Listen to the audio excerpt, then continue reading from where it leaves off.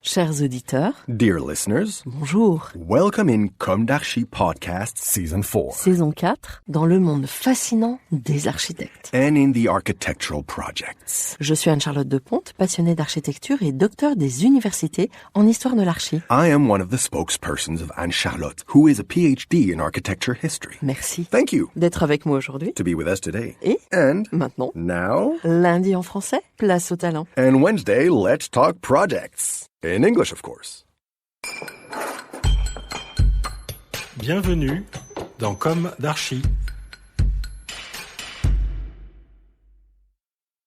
Dear listeners, hello and welcome to our new summer series in Season 4 of comdarchipodcast. This is Esther for Anne-Charlotte. Many of you have enjoyed our chronicles on castles, so we're continuing the subject this year from a new angle, which we hope will inspire you to go and discover these buildings straight out of their history. Most of these are little-known castles, some of them privately owned, some of them being restored or excavated. Just goes to show our heritage is still on the move. Today, we're going to talk about the legendary Chateaudekergournadeac'h, based on a summary I had the opportunity to write. The last fortified castle in France, a castle that was never completed, then deliberately destroyed by its owners, and finally turned into a stone quarry. Let's take a look at the Chateaudekergournadeac'h in Cléder, Finistère.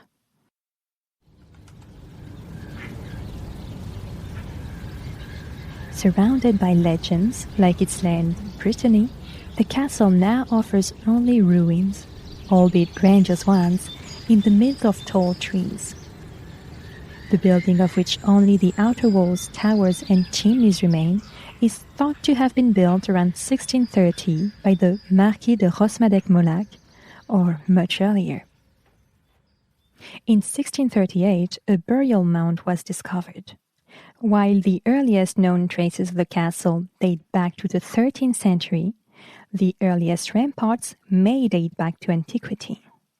It is said that an ancient fortress existed, the birthplace of the young warrior Rebours, who accompanied Saint Paul, one of the 7 founding Breton saints, to fight the dragon on the island of Bas.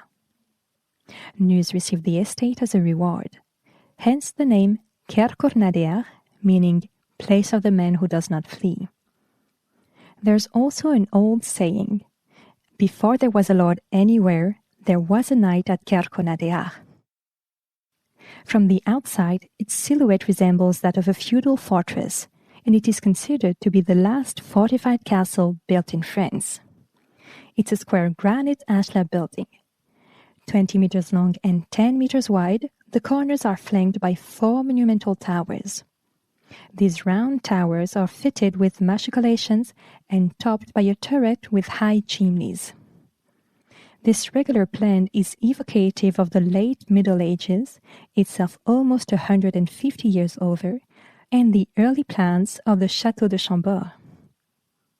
The latter was also based on a square plan, framed by 4 towers and articulated around the central staircase. I quote Pierre Eliot in La genèse des châteaux de plan quadrangulaires en France et en Angleterre.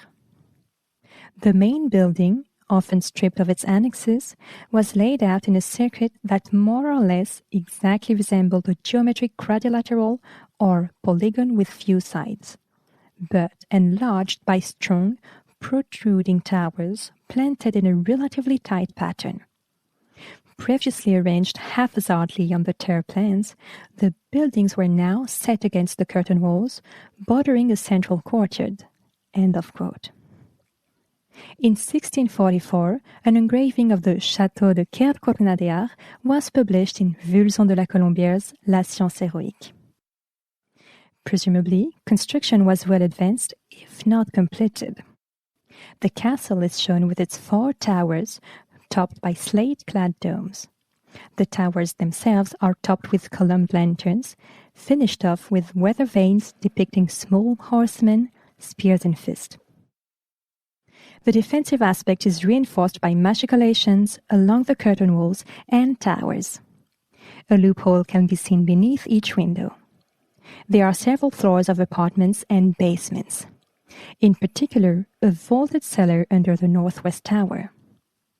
A massive spur sits at the base of one of the towers to the south, and a little further along, on the edge of the pond, you can make out the ruins of a bastion of some kind.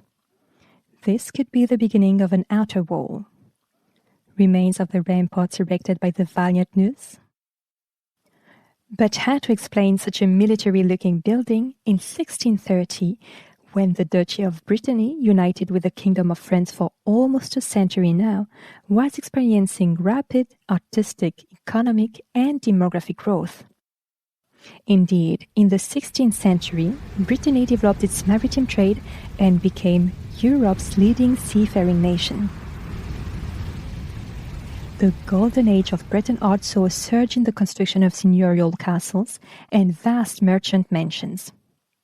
This continued right up to the reign of Louis XIV. So, building a fortified castle in the age of the Renaissance and economic openness seems incongruous. Even quoting Maceron, you had to be a Breton gentleman lost in the moors to have the idea of building yourself a fortified residence in the last years of the reign of Louis XIII. Even quoting Maceron, we can't help but wonder. Internal organization may shed some light. At Kergournadeac'h, for example, while the external geometry is derived from fortified castles, the internal layout is very much in the Renaissance style. The interior space was articulated around two ceremonial staircases. The main building, on the other hand, is Gothic in style. According to Pierre Eliot, even bastardized 17th century Gothic belongs to the lineage of the Middle Ages. So, did the owners want to combine medieval aesthetics or even a military function with a contemporary plan? Even inside, the Renaissance aesthetic is only present in the ornamentation of the mantelpieces. Clearly, the Middle Ages never ceased to influence architecture, even 4 centuries after its end, as we'll see in the episode devoted to the chateaudekergournadeac'h. It's also possible that the taste of this Breton gentleman was more traditional or vernacular than that of his contemporaries, or that the splendors of the French crown had no hold on Brittany, populated by legends and free men. Unfortunately, since the castle's ruin, few architectural elements or historical documentation remain. Opinions differ on the first point. I quote from Congrès archéologique de France, séance générale tenue par la Société française pour la conservation des monuments historiques, 1898. About Kergournadeac'h. It would have been destroyed in 1700 by Madame Pinsonneau, owner of the castle at the time, who wanted to prevent her son from staying there. She apparently wanted to force her son to join the French court. A note from Monsieur Guichon de Grandpont, retired Navy Commissioner General, attributes this act of vandalism to a Demoiselle Guichon de Rosière, or de la Rosière, his relative, originally from Burgundy, who loathed the castle and Brittany. According to the note, she had the beams and floorboards sewn. End of quote. Other sources say that the castle was deliberately burned down around 1760. The remains were then sold and quarried. According to Louis Le Guenec, a pavilion with high roofs and stone dormers was built to the north. It served as the seat of the seigneury and fiefdom of Kergournadeac'h. The courtyard features 2 coats of arms from the former church of Cléder. The first is surmounted by a marquis's crown and the mottos of the Roscoff family, Silence en Molac, Silence too in Molac, and the Kergournadeac'h family, En Dieu est, in God is. Since 1926, the striking ruins of the castle have been listed as monuments historiques. Dear listeners, thank you for tuning in. Let's meet again next week for another summer episode of comdarchipodcast. A new architectural journey at the heart of the castle where the treachery of the 100 Years' War and the fin amour of the troubadours still resonate. Until then, take care. Goodbye.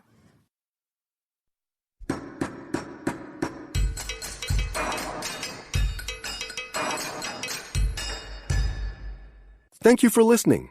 Thanks to Julien Rebours, sound engineer, who is collaborating with us today. Don't forget to tune in to our previews on Instagram at comdarchipodcast.